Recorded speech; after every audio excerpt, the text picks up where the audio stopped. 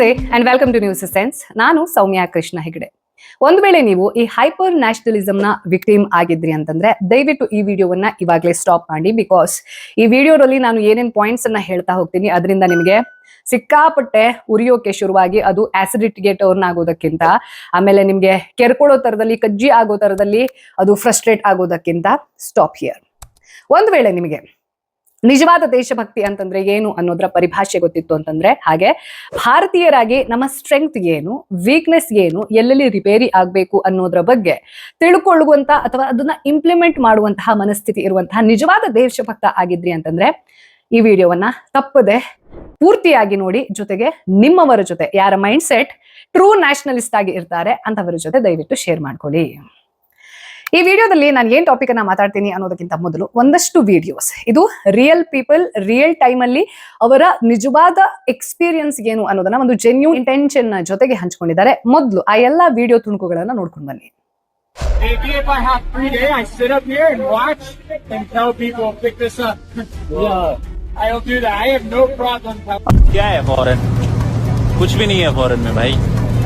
अगर यही चीज हम अपने यहाँ बनाना चाहे ना, वो भी बन सकता है.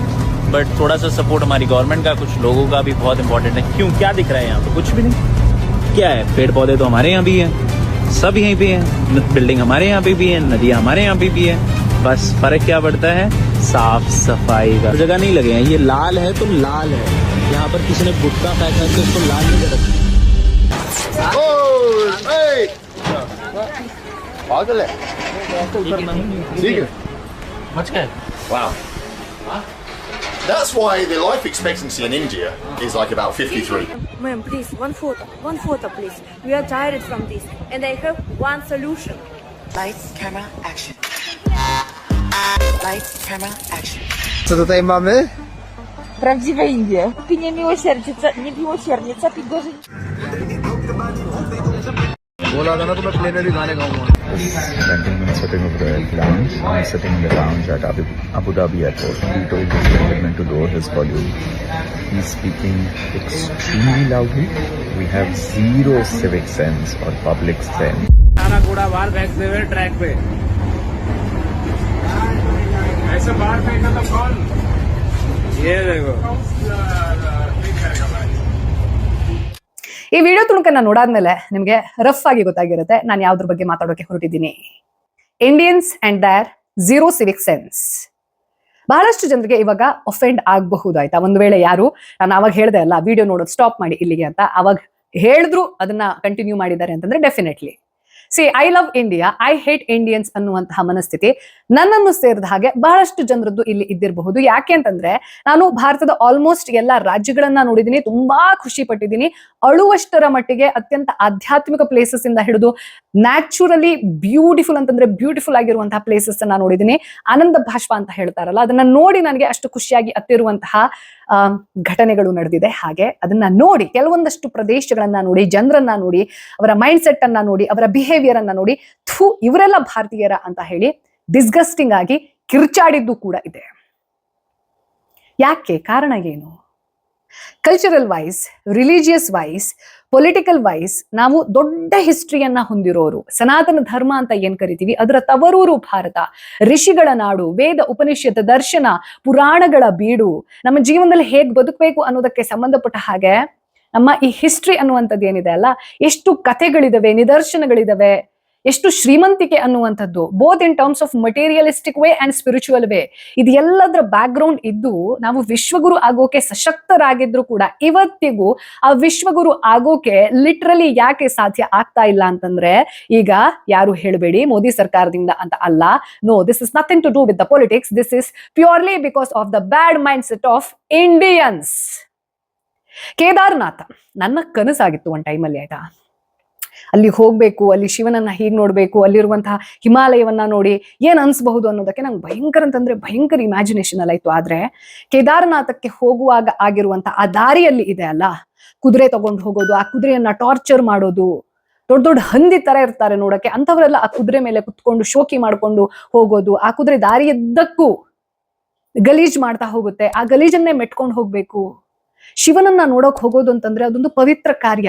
ಯಾವಾಗ ನಮ್ಮ ಮನಸ್ಸು ಪೂರ್ತಿಯಾಗಿ ಅವನಲ್ಲಿ ಲೀನ ಆಗಿ ಅವನ ಭಜನೆ ಮಾಡ್ಕೊಂಡು ಹೋಗ್ಬೇಕೋ, ಈ ಗಲಾಟೆಯಲ್ಲಿ, ಈ ಗಲೀಜಲ್ಲಿ ದಾರಿಯುದ್ದಕ್ಕೂ ಯಾರನ್ನೋ ಬೈಕೊಂಡು ಹೋಗೋ ತರದಲ್ಲಿ ಆಗತ್ತೆ ಅಂತಂದ್ರೆ ಇದಕ್ಕೆ ರೆಸ್ಪಾನ್ಸಿಬಲ್ ಯಾರು?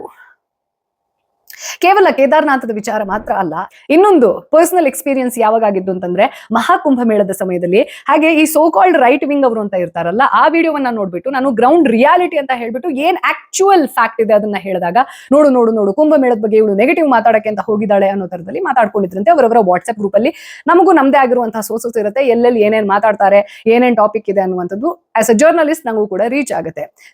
ಮಹಾಕುಂಭ ಮೇಳದಲ್ಲಿ ನಾನು ಹೇಳಿದ್ದು ಅಲ್ಲಿನ ಮಹತ್ವ ಅನ್ನುವಂಥದ್ದು ಏನಿದೆ ಅಲ್ಲ, ಅದು ಎಲ್ಲದ್ರ ಬಗ್ಗೆ ನನಗೆ ಇವತ್ತಿಗೂ ರೆಸ್ಪೆಕ್ಟ್ ಇದೆ. And that is nothing to do with nationalism or Sanatana ಧರ್ಮಕ್ಕೆ ಸಂಬಂಧಪಟ್ಟಿದ್ದು ಅಲ್ಲ. ಗಂಗೆಯನ್ನ ನಾವು ಮಾತೆ ಅಂತ ಕರಿತೀವಿ. ಆ ಮಾತೆಯನ್ನ, ನಿಮ್ಮ ತಾಯಿಯನ್ನ ನೀವು ಹೇಗ್ ನೋಡ್ಕೊಳ್ಬೇಕು? ಅದರಲ್ಲಿ ನೀವು ಸ್ನಾನ ಮಾಡಿರೋ ಚಡ್ಡಿ ಹಾಕ್ತೀರಾ, ಚಪ್ಪಲ್ ಬಿಡ್ತೀರಾ, ಕೊಳತೋಗಿರೋ ಹಣ್ಣು ಹೂವುಗಳನ್ನ ಹಾಕ್ತೀರಾ, ಉಗಿತೀರಾ, ಹೀಗ್ ಮಾಡ್ತೀರಾ ಅಂತಂದ್ರೆ ನಿಮಗೆ ಗಂಗಾ ನದಿಯಲ್ಲಿ ಸ್ನಾನ ಮಾಡುವಂತಹ ಯೋಗ್ಯತೆಯೂ ಇಲ್ಲ, ಮಹಾಕುಂಭ ಮೇಳದಲ್ಲಿ ಸ್ನಾನ ಮಾಡದೆ ಅನ್ನುವಂತಹ ಪುಣ್ಯ ಕಟ್ಟಿಕೊಳ್ಳುವಂತಹ ಯೋಗ್ಯತೆ ಇಲ್ಲ, ಹಿಂದೂ ಅನ್ನುವಂತಹ ಟೈಟಲ್ ಕೂಡ ನಿಮಗೆ ಯೋಗ್ಯತೆ ಇಲ್ಲ. ಇದನ್ನೇ ನಾನು ಆ ವಿಡಿಯೋದಲ್ಲಿ ಹೇಳಿದೆ. ಅದನ್ನ ನೋಡಿ ಕೆಲವು ಜನ ಅಫೆಂಡ್ ಆಗ್ಬಿಟ್ಟಿದ್ರು. ಬಟ್ ನನ್ನ ವಿಚಾರ ಏನಾಗಿತ್ತು ಅಂತಂದ್ರೆ, why do we lac Civic sense so much?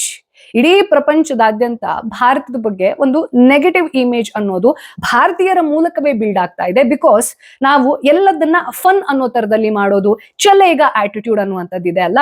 ಹಾಗೆ ಕೆಲವೊಂದಷ್ಟು ಈ ಮೇಲ್ ಈಗೋ ಅಥವಾ ಮಿಸಾಜಿನಿ ಅಂತ ಕರೀತಾರೆ, ಹೆಣ್ಮಕ್ಳ ಬಗ್ಗೆ ಅವರಿಗೆ ಹಿಂದಿ ಅರ್ಥ ಆಗೋದಿಲ್ಲ, ಬೇರೆ ಭಾಷೆ ಅರ್ಥ ಆಗೋದಿಲ್ಲ ಅನ್ನೋ ಕಾರಣಕ್ಕೋಸ್ಕರ ಫಾರಿನ್ ಕಂಟ್ರಿಯಲ್ಲಿ ಬೇಗ ಬಿಟ್ಟಿ ಕಮೆಂಟ್ ಮಾಡೋದು, ಅವ್ರನ್ನ ವಿಡಿಯೋದೊಳಗಡೆ ತಗೊಂಡು ಕೆಟ್ಟದಾಗಿರುವಂತಹ ಕಮೆಂಟ್ ಅನ್ನ ಮಾಡಿ ಅವ್ರನ್ನ ಆಬ್ಜೆಕ್ಟಿಫೈ ಮಾಡುವಂಥದ್ದು.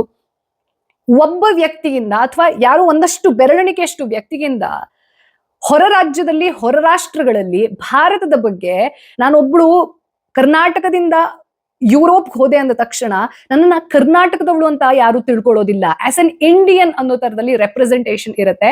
ನಾನು ಒಳ್ಳೇದು ಮಾಡಿದ್ರು ಅದು ಇಂಡಿಯಾಗೆ ಸಲ್ಲುತ್ತೆ, ನಾನು ಕೆಟ್ಟದ್ದು ಮಾಡಿದ್ರು ಕೂಡ ಇಡೀ ಇಂಡಿಯಾವನ್ನ ಟ್ಯಾಗ್ ಮಾಡಲಾಗುತ್ತೆ. ಈ ಸೆನ್ಸ್ ಇಲ್ಲದೆ ಎಷ್ಟೋ ಜನ ಭಯಂಕರ ದುಡ್ಡಿರುತ್ತೆ, ದೊಡ್ಡ ದೊಡ್ಡ ಜಾಬ್ ಅಲ್ಲಿ ಇರ್ತಾರೆ, ಎಜುಕೇಶನ್ ಇರುತ್ತೆ, ಅದು ಎಲ್ಲವೂ ಇದ್ರೂ ಕೂಡ ಹಿಂಗಿದ್ದನ್ನ ಮಾಡ್ತಾರೆ ಅಂತಂದ್ರೆ ವಿ ಲ್ಯಾಕ್ ಸಿವಿಕ್ ಸೆನ್ಸ್. ಏನಿದು ಸಿವಿಕ್ ಸೆನ್ಸ್ ಅಂತಂದ್ರೆ, ನಮ್ಗೆ ಎಜುಕೇಶನ್ ಸಿಕ್ಕಿದ್ರು ಇದನ್ನ ಯಾಕೆ ಕಲಿಸ್ಲಿಲ್ಲ ಯಾರು ಅಂತಂದ್ರೆ, ನೋಡಿ, ಸಿವಿಕ್ಸ್ ಅನ್ನ ನಾವು ನಮ್ಮ ಸ್ಕೂಲ್ಸ್ ಅಲ್ಲಿ ಓದ್ಕೊಂಡು ಬಂದಿದ್ದೀವಿ. ಭಾರತದಲ್ಲಿ as a citizen of this country ನಮ್ಮ ಸಂವಿಧಾನಿಕ ಹಕ್ಕು ಅನ್ನುವಂಥದ್ದೇನು, ಇವತ್ತಿಗೂ this is my freedom of expression ಅಂತ ಪ್ರತಿಯೊಬ್ರು ಮಾತಾಡ್ತೀವಿ. ಆದ್ರೆ what about the duties of a citizen? ಅದನ್ನೇ ನಾವು ಶಾರ್ಟ್ ಫಾರ್ಮ್ ಅಲ್ಲಿ ಸಿವಿಕ್ ಸೆನ್ಸ್ ಅಂತ ಕರಿತೀವಿ. ಇನ್ನೂ ಸಿಂಪಲ್ ವರ್ಡ್ಸ್ ಅಲ್ಲಿ ಹೇಳ್ಬೇಕು ಅಂತಂದ್ರೆ, ನಮ್ಮ ದೇಶವನ್ನ, ನಮ್ಮ ರಾಜ್ಯವನ್ನ ಅಥವಾ ನನ್ನ ಏರಿಯಾವನ್ನ ನಮ್ಮನೇ ಅನ್ನೋ ತರದಲ್ಲಿ ಕ್ಲೀನ್ ಆಗಿ ನೋಡ್ಕೊಳ್ಳೋದು, ಪ್ರೀತಿಯಿಂದ ನೋಡ್ಕೊಳ್ಳೋದು, ಅನ್ನೆಸೆಸರಿ ಡಿಸ್ಟರ್ಬೆನ್ಸ್ ಅನ್ನ ಕ್ರಿಯೇಟ್ ಮಾಡದೇ ಇರೋದು. ಒಂದು ಪಬ್ಲಿಕ್ ಪ್ಲೇಸ್ ಅಲ್ಲಿ ಇದ್ದಿರುವಾಗ 4 ಜನ ಏನ್ ಮಾಡ್ತಾ ಇದ್ದಾರೆ, ನಾನು ಹೀಗ್ ಮಾಡೋದ್ರಿಂದ ಅವರಿಗೆ ಡಿಸ್ಟರ್ಬ್ ಆಗಬಹುದಾ ಅನ್ನುವಂತಹ ಒಂದು ಬೇಸಿಕ್ ಸೆನ್ಸ್ ಅನ್ನ ಇಟ್ಕೊಳ್ಳೋದು. ಇವತ್ತಿಗೂ ಬಹಳಷ್ಟು ಜನರಿಗೆ ಪಬ್ಲಿಕ್ ಪ್ಲೇಸ್ ಅಲ್ಲಿ ದೊಡ್ಡದಾಗಿ ಮ್ಯೂಸಿಕ್ ಹಾಕೊಳ್ಬಾರ್ದು ಅನ್ನುವಂತಹ ಸೆನ್ಸ್ ಇಲ್ಲ.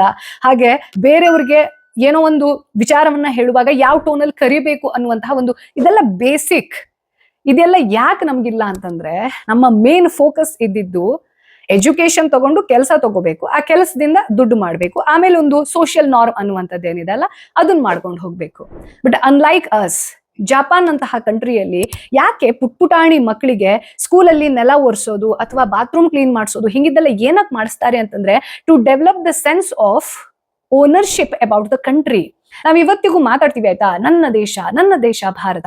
ಬಟ್ ನನ್ನ ದೇಶ ಭಾರತವನ್ನ ನೀವು ಎಷ್ಟು ಕ್ಲೀನ್ ಆಗಿ ನೋಡ್ಕೊಳ್ತಿದ್ದೀರಾ? This is actual nationalism. ಸುಮ್ಮನೆ ಹೇಳ್ಕೊಂಡು ನಾನ್ ದೊಡ್ಡ ದೇಶಭಕ್ತ ಅಂತ ಹೇಳ್ಕೊಂಡು ಅಲ್ಲಿ ಕಸ ಹಾಕೋದು ಅಥವಾ ಈ ಪಾನ್ ಪರಾಕ್ ಹಾಕೊಂಡು ಉಗಿಯೋದು. ಇನ್ಫ್ಯಾಕ್ಟ್ ನಾವ್ ಎಲ್ಲಾ ವಿಚಾರದಲ್ಲೂ ಗೌರ್ಮೆಂಟ್ ಅನ್ನ ಬೈತೀವಿ ಆಯ್ತಾ, ಅವ್ರು ಅದ್ ಹಂಗ್ ಮಾಡಿಲ್ಲ, ಇದ್ ಹಿಂಗ್ ಮಾಡಿಲ್ಲ, ಹಿಂಗಿದ್ ಮಾಡ್ತಾರೆ, ಅಧಿಕಾರದ ದಾಹ ಎಲ್ಲ ಬೈತೀವಿ ಆಯ್ತಾ. ಬಟ್ ಯಾವುದೇ ಸರ್ಕಾರದ ಪರವಾಗಿ ಕುತ್ಕೊಂಡು ನೀವು ನೋಡಿದಾಗ ಏನೇನ್ ಮಾಡಕ್ ಸಾಧ್ಯ? ಒಂದು ಸರ್ಕಾರ, ಒಂದು ಕ್ಯಾಬಿನೆಟ್ ಇಷ್ಟು ದೊಡ್ಡದಾಗಿರುವಂತಹ ಪಾಪ್ಯುಲೇಷನ್ ಅನ್ನ ಎಷ್ಟು ಅಂತ ಕಟ್ಟುನಿಟ್ಟಾಗಿರುವಂತಹ ಕಾನೂನುಗಳ ಮೂಲಕ ಸರಿಪಡಿಸೋಕೆ ಸಾಧ್ಯ ಹೇಳಿ? ಟ್ರೇನ್ ಅಲ್ಲಿ ಅದೆಷ್ಟು ಜನ ಆ ಪಾನ್ ಪರಾಕನ್ನ ಹಾಕೊಂಡು ಉಗಿದು ಹೋಗ್ತಾರೆ ಅಂತಂದ್ರೆ, ಡಸ್ಟ್ ಬಿನ್ ಅಲ್ಲಿ ಉಗಿಯೋದು ಬಿಟ್ಟು ಟ್ರೇನಿಗೆ ಉಗಿಯೋದು, ಹಳಿಗೆ ಉಗಿಯೋದು, ಬೋಗಿಗೆ ಉಗಿಯೋದು, ಅಲ್ಲಿರುವಂತಹ ಬಾತ್ರೂಮ್ ಅಲ್ಲಿ ಉಗಿಯೋದು.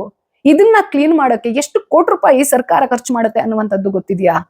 ಇದು ಕೇವಲ ಭಾರತದ ಪ್ರಾಬ್ಲಮ್ ಆಗಿ ಉಳಿಯದ್ದೆ. ಯಾರ್ಯಾರೆಲ್ಲ ಈ NRIs ಅಂತ ಹೇಳ್ಬಿಟ್ಟು ದೊಡ್ಡ ಪ್ಯಾಕೇಜ್ ದುಡ್ಡನ್ನ ತಗೊಂಡು ಅಲ್ಲಿ ಹೋಗ್ತಾರಲ್ಲ, ಅಲ್ಲೂ ಈ ಹ್ಯಾಬಿಟ್ ಅನ್ನ ಮುಂದುವರಿಸ್ತಾ ಇರ್ತಾರೆ. ನಮ್ಮ ಸಂಸ್ಕೃತಿ, ನಮ್ಮ ಹಬ್ಬ ಅಂತ ಹೇಳ್ಬಿಟ್ಟು ಮಧ್ಯರಾತ್ರಿಯಲ್ಲಿ ಈ ಬ್ಯಾಂಡ್ ಬಜಾ ಬಾರಾತರದಲ್ಲಿ ದೊಡ್ಡದಾಗಿ ಗಲಾಟೆ ಮಾಡೋದು, ಸಿಕ್ಕಾಬಟ್ಟೆ ಪಟಾಕಿ ಹೊಡೆಯೋದು, ಸೆಲೆಬ್ರೇಷನ್ ಅನ್ನೋ ತರದಲ್ಲಿ the great Indian fat wedding ಅನ್ನೋ ಹೆಸರಿನಲ್ಲಿ ಗೌಜು ಗಲಾಟೆ ಮಾಡೋದು, ಆ ಮೂಲಕ ಭಾರತದ ನಿಜವಾದ ಸಂಸ್ಕೃತಿ ಅನ್ನುವಂಥದ್ದೇನಿದೆ ಅದನ್ನ ಫಾರಿನರ್ಸ್ ತಪ್ಪು ತಿಳ್ಕೊಳ್ಳೋ ರೀತಿಯಲ್ಲಿ ಮಾಡೋದಿದೆ ಅಲ್ಲ. ಮೊದಲು ನಮ್ಮನ್ನ ಸ್ನೇಕ್ ಚಾರ್ಮರ್ಸ್ ಅಂತ ಕರಿತಾ ಇದ್ರು, ಬಟ್ ಇವಾಗ ಇಷ್ಟು ಟೆಕ್ನಾಲಜಿಕಲಿ ಇಂಡಿಯನ್ಸ್ ಎಷ್ಟು ಡೆವಲಪ್ ಆಗಿದ್ದಾರೆ, ಅವರ ಬ್ರೈನ್ಸ್ ಎಷ್ಟು ಶಾರ್ಪ್ ಇದೆ ಅನ್ನೋದು ಗೊತ್ತಾದ ಮೇಲೂ ಸಿವಿಕ್ ಸೆನ್ಸ್ ವೈಸ್ ಯಾಕೆ ಭಾರತವನ್ನ ಕುರಿತು ಬಹಳಷ್ಟು ಜನ ಸೋಷಿಯಲ್ ಮೀಡಿಯಾದಲ್ಲಿ ಕಾಂಟೆಂಟ್ ಕ್ರಿಯೇಟರ್ಸ್ ಫಾರಿನರ್ಸ್ ಯಾಕೆ ಇಂಡಿಯನ್ಸ್ ಅನ್ನ ಹೇಟ್ ಮಾಡ್ತಾರೆ ಅಂತಂದ್ರೆ because of this lack of civic sense. ಇದೇನೋ ಭಾರತವನ್ನ ಭಾರತೀಯರನ್ನ ಹೇಟ್ ಮಾಡಬೇಕು ಅನ್ನುವಂತಹ ಪ್ರೊಪಗ್ಯಾಂಡ ಅಲ್ಲ.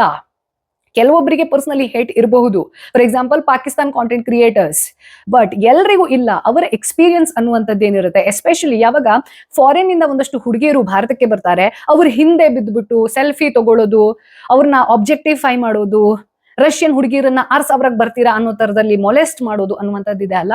This is not us, this is not our culture. ಇದು ಫನ್ ಅಲ್ಲ. ಒಂದು ದೇಶದ ಮಾನ ಮರ್ಯಾದೆಯನ್ನ ನೀವು ಹರಾಜಿಗೆ ಇಟ್ಬಿಟ್ಟು ಅಲ್ಲಿ ತಮಾಷೆ ಮಾಡ್ತೀರಾ, ಅದನ್ನ ಸಂಸ್ಕೃತಿ ಅಂತ ಕರಿತೀರಾ ಅಂತಂದ್ರೆ you are anti national and you are anti Hindu. ನಮ್ಮ ದೇಶಕ್ಕೆ ಇರುವಂತಹ ಸಾಂಸ್ಕೃತಿಕ ಬ್ಯಾಕ್ ಗ್ರೌಂಡ್ ನ ಜೊತೆಗೆ ನಾವು ಟೆಕ್ನಾಲಜಿಕಲಿ ಎಷ್ಟು ಶಾರ್ಪ್ ಬ್ರೈನ್ ಅನ್ನ ಹೊಂದಿದೀವಿ, ಮ್ಯಾಥ್ಸ್ ಅಲ್ಲಿ ಎಷ್ಟು ಪೊಟೆನ್ಶಿಯಲ್ ಅನ್ನ ಹೊಂದಿದೀವಿ ಅಂತಂದ್ರೆ ಇನ್ಫ್ಯಾಕ್ಟ್ ಪ್ರಪಂಚದಾದ್ಯಂತ Indian minds with respect to the knowledge of maths ಅನ್ನುವಂಥದ್ದಿದೆ ಅಲ್ಲ, ಅದನ್ನ ಇವತ್ತಿಗೂ ಶ್ಲಾಘಿಸ್ತಾರೆ ಅಬ್ರಾಡ್ ಕಂಟ್ರೀಸ್ ಅಲ್ಲಿ. ಹಂಗಿರುವಾಗ ನಾವು ಸಿವಿಕ್ ಸೆನ್ಸ್ ಇಲ್ಲದೆ ಇಂಥದ್ದನ್ನ ಮಾಡಿ ಸ್ಟೀರಿಯೋ ಟೈಪ್ ಆಗಿ ನಮ್ಮವರನ್ನ ಹೇಟ್ ಮಾಡೋ ತರದಲ್ಲಿ, ನಾನು ಹೇಳ್ದೆ ಅಲ್ಲ I love India but I hate Indians ಅನ್ನೋ ತರದಲ್ಲಿ ಮಾಡ್ತಾ ಇದೀವಿ ಅಂತಂದ್ರೆ why do we lac Civic sense? For 2 reasons. ಒಂದು, ನಮ್ಮಲ್ಲಿ ಬಹಳಷ್ಟು ಜನರಿಗೆ ಸೆನ್ಸ್ ಆಫ್ ಓನರ್ಶಿಪ್ ಅನ್ನುವಂಥದ್ದು ಇಲ್ಲ ಪಬ್ಲಿಕ್ ಪ್ರಾಪರ್ಟಿಗೆ ಸಂಬಂಧಪಟ್ಟ ಹಾಗೆ. ನಮ್ಮನೇಲಿತ್ತು, ನನ್ನ ಆಸ್ತಿ ಆಗಿತ್ತು ಅಂತಂದ್ರೆ ನಾನು ಅದನ್ನ ಪ್ರೊಟೆಕ್ಟ್ ಮಾಡ್ತೀನಿ. ಪಬ್ಲಿಕ್ ಪ್ರಾಪರ್ಟಿ ಅಂತಂದ್ರೆ ಅದನ್ನ ಹಾಳು ಮಾಡಕ್ಕೆ ಇರೋದು, ಅಥವಾ ಬೇಕಾಬಿಟ್ಟಿಯಾಗಿ ನಾನು ಯೂಸ್ ಮಾಡ್ಕೊಳ್ಬಹುದು, ಅಲ್ಲೊಂಥರ ಫ್ರೀಡಮ್ ಬಂದ್ಬಿಡುತ್ತೆ. ಹೆಂಗಾದ್ರೂ ಪರವಾಗಿಲ್ಲ, ಹೆಂಗಾದ್ರೂ ಯೂಸ್ ಮಾಡ್ಕೊಳ್ಬಹುದು, ನಮ್ಮಪ್ಪನ ಆಸ್ತಿನ ಅನ್ನೋ ತರದ್ದು ಒಂದು bad attitude. This is the fundamental reason ನಾವು ಸಿವಿಕ್ ಸೆನ್ಸ್ ಅಲ್ಲಿ ಡೆವಲಪ್ ಆಗದೆ ಇರೋದಕ್ಕೆ. Next, colonial mindset. ಏನಕ್ಕೆ ಕೊಲೋನಿಯಲ್ ಮೈಂಡ್ ಸೆಟ್ ಇಂದ ನಾವು ಇವತ್ತಿಗೂ ಪೂರ್ತಿಯಾಗಿ ಇವಾಲ್ವ್ ಆಗಿಲ್ಲ ಅಂತಂದ್ರೆ, ನೋಡಿ ಈ ಬ್ರಿಟಿಷ್ ಇರಾ ಟೈಮಲ್ಲಿ ಭಾರತದಿಂದ ಹಾಗೆ ಬಹಳಷ್ಟು ಈ ಕಾಲೋನೈಸ್ಡ್ ಕಂಟ್ರಿಯಿಂದ ಏನೇನ್ ಕದ್ಕೊಂಡು ಹೋಗ್ತಾ ಇದ್ರಲ್ಲ, ಹಾಗೆ ಇಲ್ಲಿ ತಮ್ಮ ಪರವಾಗಿ ಏನೇನ ಎಸ್ಟಾಬ್ಲಿಷ್ ಮಾಡ್ಕೊಳಕ್ಕೆ ಅವರು ಏನೇನೆಲ್ಲ ಕಟ್ತಾ ಇದ್ರು ಅಥವಾ ಏನೇನಕ್ಕೆಲ್ಲ ಅವರು ಫಂಡ್ ಅನ್ನ ಇನ್ವೆಸ್ಟ್ ಮಾಡ್ತಾ ಇದ್ರು. ಆವಾಗ ಭಾರತೀಯರಲ್ಲಿ ಈ ಅಸಹಕಾರ ಮೈಂಡ್ ಸೆಟ್ ಅನ್ನುವಂಥದ್ದು ದಟ್ ವಾಸ್ ದ ನೆಸೆಸಿಟಿ. ಈ ಫ್ರೀಡಮ್ ಟೈಮ್ ಅಲ್ಲಿ ಅಸಹಕಾರ ಚಳುವಳಿಯ ಬಗ್ಗೆ, ಅಂದ್ರೆ ನೀವೇನು ಮ್ಯಾನುಫ್ಯಾಕ್ಚರ್ ಮಾಡ್ತೀರಾ ನಾವು ಅದನ್ನ ತಗೊಳ್ಳೋದಿಲ್ಲ, ನಾವು ಸ್ವದೇಶಿಯನ್ನ ಬಳಸ್ತೀವಿ, ನಿಮ್ದು ಏನೇನು ಕೆಲವೊಂದಷ್ಟು ಸೆಟಪ್ ಅನ್ನುವಂಥದ್ದಿದೆ, ಪೊಲೀಸ್ ಸ್ಟೇಷನ್ಗೆ ಬೆಂಕಿ ಹಾಕೋದು ಅಥವಾ ಯಾವ್ದಾದ್ರು ದೊಡ್ಡ ಅಧಿಕಾರಿಗಳನ್ನ ಕಿಡ್ನಾಪ್ ಮಾಡೋದು, ಹಿಂಗಿದ್ದೆಲ್ಲ ಇತ್ತಲ್ಲ, ಇದನ್ನ ನಾವು ಕಾನೂನುಬದ್ಧವಾಗಿ ನೋಡಿದ್ವಿ ಅಂತಂದ್ರೆ this is not right. But ನನ್ನ ದೇಶಕ್ಕೆ ಬಂದು ನೀವು ನನ್ನನ್ನೇ ಎಕ್ಸ್ಪ್ಲಾಯ್ಟ್ ಮಾಡ್ತೀರಾ ಅಂತಂದ್ರೆ this is the only way. ನಾನು ಕ್ರೌರ್ಯವನ್ನ ಸಪೋರ್ಟ್ ಮಾಡೋದಿಲ್ಲ, ಆದ್ರೆ ನನಗೆ ಮತ್ಯಾವುದೇ ಆಪ್ಷನ್ ಇಲ್ಲ ಅನ್ನೋ ಕಾರಣಕ್ಕೋಸ್ಕರ ಬಹಳಷ್ಟು ಜನ ಸ್ವಾತಂತ್ರ್ಯ ಹೋರಾಟಗಾರರು ಅಸಹಕಾರ ಮೈಂಡ್ ಸೆಟ್ ಅನ್ನ ಬೆಳೆಸ್ಕೊಂಡ್ರು. ಆದ್ರೆ ಅದೇ ಮೈಂಡ್ ಸೆಟ್ ಇವತ್ತಿಗೂ ಕಂಟಿನ್ಯೂ ಆಗಿದೆ ಅಲ್ಲ. ನಾವೇ ಆರಿಸಿರುವಂತಹ ಒಂದು ಪ್ರಜಾಪ್ರಭುತ್ವದ ಸರ್ಕಾರದಲ್ಲೂ ಕೂಡ ನಿಮ್ಮ ಆಸ್ತಿಯನ್ನ ಹೆಂಗಾರ ಇಟ್ಕೊಳ್ಳಿ, ನಂಗೆ ಕೇರ್ ಇಲ್ಲ ಅನ್ನೋ ತರದಲ್ಲಿ ಇದೆ ಅಲ್ಲ. ಇದು ಮೊದಲು ಬದಲಾಗಬೇಕು. ಎಲ್ಲಿವರೆಗೂ as a country individual level ಅಲ್ಲಿ ಎಲ್ಲದನ್ನ ಸರ್ಕಾರದ ಮೇಲೆ ಶಪಿಸ್ತಾ ಇದ್ರೆ ಏನೂ ಬದಲಾಗೋದಿಲ್ಲ. ಅಂಡ್ ನಮ್ದೊಂದು ಆಟಿಟ್ಯೂಡ್ ಇದೆ ಆಯ್ತಾ, ಏನೇ ಪ್ರಾಬ್ಲಮ್ ಇದ್ರು ಅಲ್ಟಿಮೇಟ್ಲಿ ನಮ್ ಪಾಪ್ಯುಲೇಷನ್ ಅಷ್ಟಿದೆ ಏನ್ ಮಾಡೋದು ಅಂತ ಏನೋ ಖುಷಿ ಪಟ್ಬಿಡೋದು. ಅದ್ರಲ್ಲಿ ಪ್ರಾಬ್ಲಮ್ ಹಂಗಿದೆ ಅಂದ್ರೆ ಅನ್ಸಾಲ್ವೇಬಲ್ ಪ್ರಾಬ್ಲಮ್ ಇದು ಅನ್ನೋ ತರದಲ್ಲಿ. ಚೈನಾ ನಮಗಿಂತ ಜಾಸ್ತಿ ಪಾಪ್ಯುಲೇಷನ್ ಅನ್ನ ಹೊಂದಿದೆ. When it comes to the matter of civic sense and development, ಅದನ್ನ ಹೇಗೆ ವ್ಯಾಲಿಡೇಟ್ ಮಾಡ್ತೀರಾ?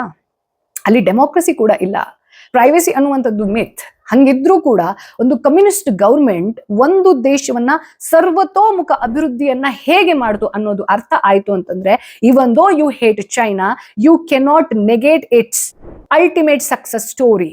ಅದರಿಂದ ಇನ್ಸ್ಪಿರೇಷನ್ ಅನ್ನ ತಗೊಂಡು ನಾವು ನಮ್ಮ ಪಾಪ್ಯುಲೇಷನ್ ಅನ್ನ ಹೇಗೆ ರಿಸೋರ್ಸ್ಫುಲ್ ಮಾಡೋಕೆ ಆಲೋಚನೆ ಮಾಡ್ಬೇಕೇ ವಿನಃ ಈ ಲೋ ಸೆಲ್ಫ್ ಎಸ್ಟೀಮ್ ಅನ್ನ ಇಟ್ಕೊಂಡು ಬೇರೆಯವ್ರನ್ನ ಕೆಟ್ಟದ್ದು, ನಮ್ಮನ್ನ ಯಾವಾಗ್ಲೂ ಪಾಕಿಸ್ತಾನ ಜೊತೆ ಕಂಪೇರ್ ಮಾಡ್ಕೊಳ್ಳೋದು. No, we should compare our self when it comes to the matter of development and technology. Let's compare our self with China so that we take inspiration and grow. ಯಾರು ನಮ್ಗಿಂತ ಕೆಳಗಡೆ ಇದ್ದಾರೆ ಅವ್ರು ನೋಡಿ ಸಮಾಧಾನ ಪಟ್ಕೊಳ್ಬೇಕು. ಆದ್ರೆ ಯಾರು ನಮ್ಗಿಂತ ಮುಂದ್ಗಡೆ ಇದ್ದಾರೆ ಅವರಿಂದ ಇನ್ಸ್ಪಿರೇಷನ್ ತಗೊಳ್ಬೇಕು. ಕಾಪಿ ಮಾಡುವಂತ ಅವಶ್ಯಕತೆ ಇಲ್ಲ. ಕಾಂಪಿಟೇಷನ್ಗೆ ಹೋಗಿ ಏನೋ ನಾನು ಮಾಡಿ ತೋರಿಸ್ಬಿಡ್ತೀನಿ ಅನ್ನುವಂಥದ್ದು ಅಲ್ಲ. Let's take the inspiration and let's grow because we deserve it. ನಮ್ಮ ಹತ್ರ ತಾಕತ್ತಿದೆ. ಮಾಡುವಂತಹ ಇನ್ಸ್ಪಿರೇಷನ್ ಅನ್ನ ಯಾರೋ ಒಬ್ರು ಕೊಡ್ತಾರೆ, ಯಾವುದೋ ಒಂದು ದೇಶದ ಮೂಲಕ ತಗೊಳ್ತೀವಿ ಅಂತಂದ್ರೆ ವೈ ನಾಟ್? ಸನಾತನ ಸಂಸ್ಕೃತಿನೇ ಹೇಳುತ್ತೆ, ಆನೋ ಭದ್ರಾಣಿ ಕೃತವೋ ಸರ್ವಂತು, ಜಗತ್ತಿನಲ್ಲಿರುವಂತಹ ಒಳ್ಳೆ ವಿಚಾರ ಎಲ್ಲದೂ ನನ್ನತ್ತ ಹರಿದು ಬರಲಿ.